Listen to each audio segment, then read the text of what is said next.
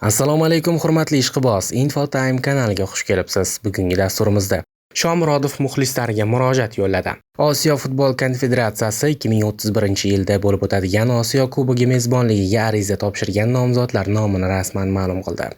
Osiyo futbol konfederatsiyasining 35-kongressi oldidan Malayziyaning Kuala-Lumpur shahrida OFK ijroiy qo'mitasining 6-yig'ilishi bo'lib o'tdi. Unda Osiyo futbol konfederatsiyasi 2031-yilda bo'lib o'tadigan Osiyo Kubogiga mezbonlik qilish uchun 7 ta nomzoddan ariza kelib tushganini e'lon qildi. OFK prezidenti Shayx Salmon bin Ibrohim Al-Xalifa bu tashabbuslarni turnir tarixidagi eng yuqori ko'rsatkich deya baholadi. OFK prezidenti qit'adagi barcha a'zo assotsiatsiyalarning yuksak tashabbusini e'tirof etdi, deyiladi rasmiy xabarda. Qayd etilishicha, OFK 2025-yil 31-martgacha milliy terma jamoalar o'rtasidagi qit'a birinchiligini o'zida qabul qilish uchun quyidagi assotsiatsiyalardan arizalarni qabul qildi. Avstraliya, Hindiston, Indoneziya, Koreya Respublikasi, Kuvayt, Birlashgan Arab Amirliklari, O'zbekiston, Tojikiston va Qirg'iz Respublikasi qo'shma ariza. Kelib tushgan rekord darajadagi arizalar bu turnirning nufuzini yana bir bor tasdiqlaydi. OFK ijroiy qo'mitasi nomidan barcha a'zo assotsiatsiyalarimizga chuqur minnatdorchilik bildiraman, dedi OFK prezidenti. Endilikda OFK nomzod assotsiatsiyalar bilan belgilangan vaqt va talablar asosida tanlov hujjatlarini tayyorlash va topshirish jarayonini boshlaydi. OFK ijroiy qo'mitasi yig'ilishida shuningdek barcha qo'mitalarning, jumladan OFK Osiyo Kubogi tashkiliy qo'mitasi, OFK Moliya qo'mitasi, OFK Musobaqalar qo'mitasi va OFK Professional futbol qo'mitasining qarorlari tasdiqlandi. Shomurodov muxlislariga murojaat yo'lladi. Roma joriy mavsum doirasidagi eng muhim uchrashuvlardan biriga jiddiy tayyorgarlik ko'rmoqda.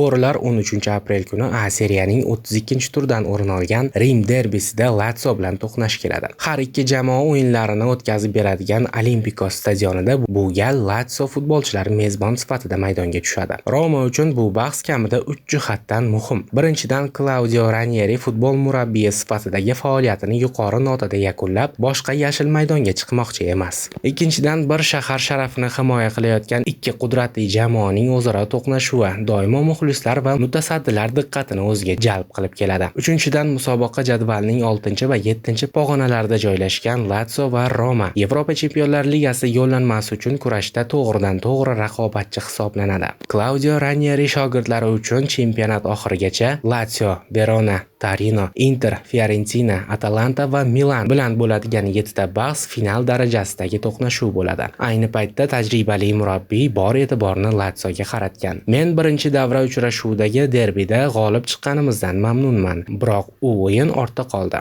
Endi oldindagi bahsda yaxshi o'ynab, muxlislarimizni xursand qilishni o'ylashimiz kerak, dedi Claudio Ranieri. Ayni paytda ko'pchilikni Ranieri hujum chizig'ida qanday yechim qilishi qiziqtirib turibdi. Tajribali mutaxassis oldida tanlov katta emas. Klubda atigi 2 ta markaziy hujumchi Eldor Shomurodov va Artyom Dovbik bor. Ranieri uchrashuvni ulardan biri bilan boshlab, o'yin davomida 2 hujumchi taktikasiga o'tishi mumkin. Ikkinchi tomondan Roma oxirgi 2 bahsda Eldor va Artyom birga o'ynagan vaqtda gol urdi. Shu bois ko'pchilik bo'rilar ustozi ilk daqiqalardan har ikki hujumchini jangga tashlashini kutyapti. Italiya futbolini yoritayotgan ayrim manbalar boshlang'ich tarkibda o'zbek futbolchisi xizmatidan foydalanish ma'lum ekanini ta'kidlamoqda. O'zbek hujumchisi ajoyib sport formasida va Rim derbisida ilk bor boshlang'ich tarkibda maydonga tushishi kerak. Yuventus darvozasiga urilgan gol Eldor porlayotgan jarayonning yana bir cho'qqisi. Shomurodov muvaffaqiyatli o'yinlari ortidan shartnomasini 2027-yilning yozigacha uzaytirish imkoniga ega bo'ldi. Claudio Ranieri Lazio bilan bo'ladigan derbida o'zbekistonlik markaziy hujumchi ilk daqiqalarda o'ynatish masalasini jiddiy ko'rib chiqmoqda. Bu borada murabbiyning ikkita rejasi bor. Birinchisi, Cagliari va Genoada o'ynagan Shomurodovni Artyom Dovbik o'rniga ilk daqiqalardan o'ynatish kerak. Bu vaziyatda Shomurodovga 2 nafar hujumkor yarim himoyachi yordam berishi